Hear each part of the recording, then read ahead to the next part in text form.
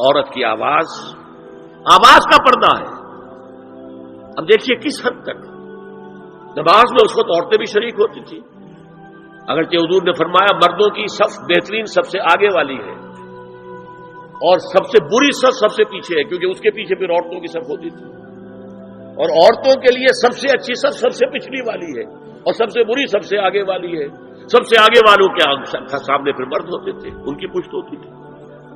تو اسی طریقے سے اگر غلطی کی ہے تو مرد جو ہے کہے گا سبحان اللہ. امام سے غلطی ہو گئی ہے، مرد کیا کہے گا؟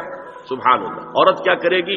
اپنے ایک ہاتھ کے پشت پر اپنا ہاتھ مارے گی، اپنی آواز نہیں نکالنی. آواز کا پردہ، چھونے کا پردہ یہاں تک ہے کہ حضور نے کبھی کسی عورت سے ہاتھ نہیں ملایا. اور آپ جب بیعت بھی لیتے تھے تو بس زبانی الفاظ کہلوائے اور کہا ٹھیک ہے بیعت ہو گئی. یا ایک کپڑا پکڑا، اس کا ایک سرا اپنے ہاتھ میں دوسرا سرا اس خاتون کے ہاتھ میں. یا ایک کشت کے اندر پانی بھرا، اس میں ایک طرف اس نے انگلیاں ڈال لی اور ایک طرف حضور کی انگلیاں.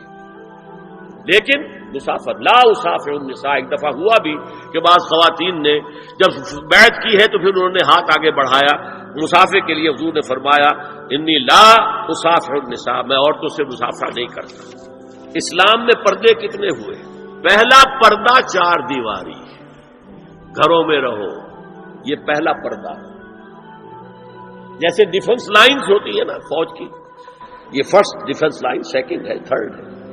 پہلی کو عبور کر کے کوئی آ جائے تو سیکنڈ ہے، سیکنڈ سے گزرے تو پہلا پردہ 4 دیواری. اس میں محرم آئے گا. اب دیکھیے اسی پر ہماری تہذیب استوار ہوئی، اسی پر ہمارا آرکیٹیکچر بنا. گھر ایسے بنے کہ مردانہ علیحدہ، زنانہ علیحدہ. چھوٹا آدمی ہے تب بھی بیٹھک علیحدہ، بیٹھک باہر سے کھلے گی اور پھر ڈیوڑی سے ہو کر پھر گھر کے اندر جائیں گے. مرد آئیں گے تو یہاں بیٹھیں گے، اندر نہیں جائیں گے. اندر تو صرف وہی جائیں گے جو محرم ہے، ابدی محرم. دوسرا پردہ ستر، گھر کے اندر جو محرم آ گئے ہیں ان کے سامنے چہرہ تو کھلے گا، باقی جسم کا کوئی حصہ بھائی بہن کا نہیں دیکھ سکتا اور باپ بیٹی کا نہیں دیکھ سکتا، بیٹا ماں کا نہیں دیکھ سکتا. یہ ستر. عورت پوری کی پوری عورت ہے. عورت کہتی ہے چھپانے کی چیز کو. عورات النساء، عورتوں کی چھپی ہوئی چیزیں جن پر ظاہر نہیں ہوئی. لم یظہروا علی عورات النساء، ابھی تک ہم نے لفظ پڑھایا بھی. تیسرا پردہ ہے چہرے کا پردہ. یہ ہے غیر محرموں سے. اور جب کہ گھر سے باہر نکلنا ہو اس کے لیے سورہ احزاب میں نے کہا تھا گھر سے باہر کا پردہ، چہرے کا پردہ وہ غیر محرموں سے ہے. اور گھر سے باہر نکلے گی تو غیر محرم سامنے آئیں گے. یا ایھا النبی قل لازواجک وبناتک ونساء المؤمنین یدنین علیہن من جلابیبہن ذلک ادنی ان یعرفن فلا یؤذین وکان اللہ غفورا رحیما. اے نبی صلی اللہ علیہ وسلم کہہ دیجئے اپنی بیٹیوں سے اور اپنی بیویوں سے اور مسلمانوں کی خواتین سے. اب دیکھیے یہ سورہ احزاب ہی میں ہو رہا ہے. شروع میں یا نساء نبی سے بات چلی، استیزان بھی صرف نبی کے گھر میں داخل نہ ہو اذن کے بغیر. آگے چل کر سورہ احزاب ہی میں عام بھی کر دیا. قل لازواجک وبناتک ونساء المؤمنین، کہہ دیجئے اپنی بیویوں سے، اپنی بیٹیوں سے اور اہل ایمان کی خواتین سے، یدنین علیہن من جلابیبہن، کہ وہ اپنے چہروں کے اوپر اپنی جلباب کو لٹکا لیا کرے، چہرہ چھپ جائے. اب اس کی تفسیر میں چاہتا ہوں کہ آپ کو جو مختلف مفسرین نے کی ہے وہ آپ کے سامنے میں رکھوں. حضرت عبداللہ ابن عباس نے اس آیت کی جو وضاحت فرمائی ہے اسے حافظ ابن کثیر نے اپنی تفسیر میں اس طرح نقل کیا ہے. اللہ نے مسلمان عورتوں کو حکم دیا ہے کہ جب وہ کسی کام کے لیے گھروں سے نکلیں تو اپنی چادروں کے پلو اوپر سے ڈال کر اپنا منہ چھپا لیں اور صرف ایک آنکھ کھلی رکھیں. دونوں آنکھیں بھی غلط ہیں. ہمارے ہاں برقع کیوں بنا تھا؟ دیکھیے چادر میں عورت لپٹی ہوگی، اس کا ہاتھ جو ہے اس چادر کو سنبھالنے میں آکوپائی ہو جائے گا. برقع ضرورت کی ایجاد ہے جو ہوا ہے.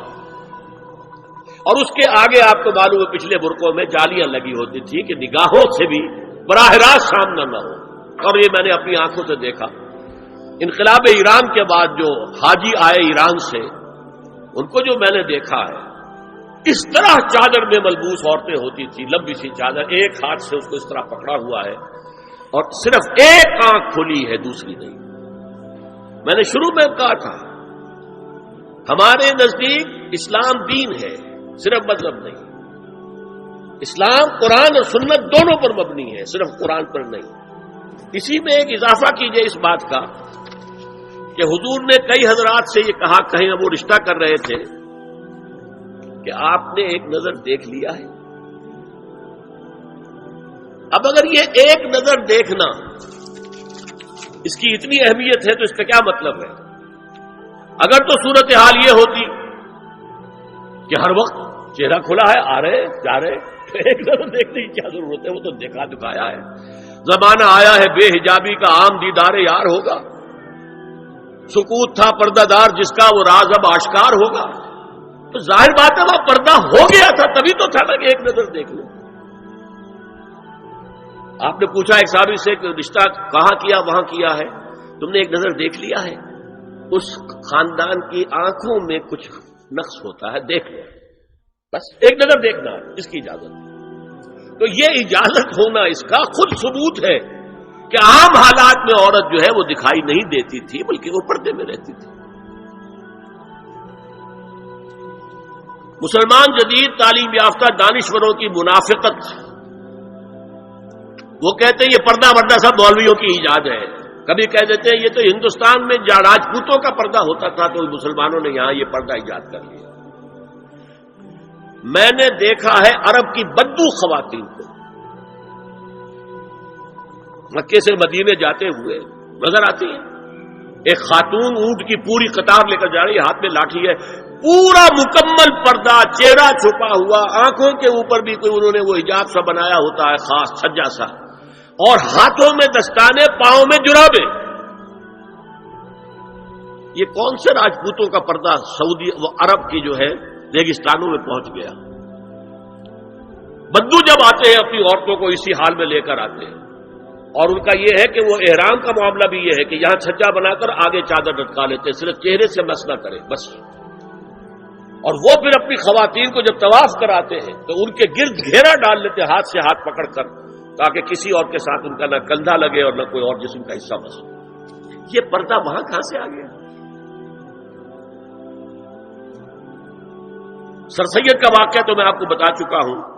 اب ذرا علامہ اقبال، میں منافقت اس لیے کہہ رہا ہوں کہ ایک طرف ہمارا جدید دانشور طبقہ، مولوی ملاٹے دیوبندی ہوں، فلاں ہوں، یہ ہوں وہ ہوں، یہ دقیانوسی ہے، اصل میں تو سر سید احمد خان اور پھر علامہ اقبال. علامہ اقبال کا حال کیا ہے وہ سن لیجئے آپ. انگریز سرکار لارڈ ولنگٹن کے زمانے میں علامہ اقبال کو اپنا گورنر بنا کر جنوبی افریقہ بھیجنا چاہتے تھی. من جملہ دیگر شرائط کے ایک شرط یہ بھی تھی کہ تمام سرکاری تقریبات میں بیگم اقبال ان کے ہمراہ ہوں گی. علامہ اقبال نے یہ کہہ کر اس پیشکش کو ٹھکرا دیا، بے شک میں گناہگار مسلمان ہوں اور اعمال کے اعتبار سے مجھ سے بہت سی کوتاہیاں سرزد ہوتی ہیں، تاہم میں اتنا بے غیرت نہیں ہوں کہ محض ایک سرکاری عہدے کی خاطر اپنی بیوی کو بے پردہ کر دوں.